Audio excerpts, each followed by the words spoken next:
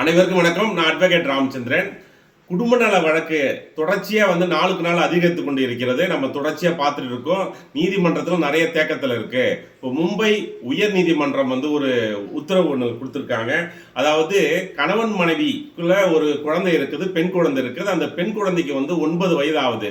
கணவன் மனைவி இவங்க 2 பேருக்கும் கருத்து வேறுபாடு ஆகுது. கருத்து வேறுபாடுல விவாகரத்து வழக்கு கணவனோ மனைவியோ தாக்கல் செய்கிறாங்க.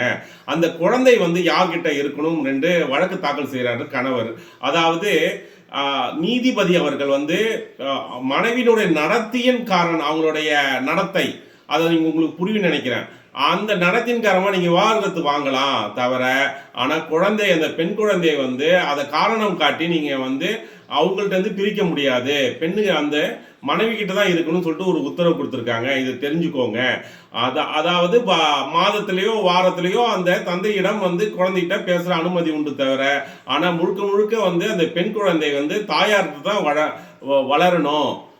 அதாவது தொடர்ச்சியா நடத்தை காரணம் காட்டி விவாகரத்து வழங்கலாம் தவிர குழந்தைய காரணம் காட்டி பண்ண முடியாதுன்னு சொல்லிட்டு ஒரு உயர்நீதிமன்றம் மும்பை உத்தரவு கொடுத்துருக்கு. இது தெரிஞ்சுங்க.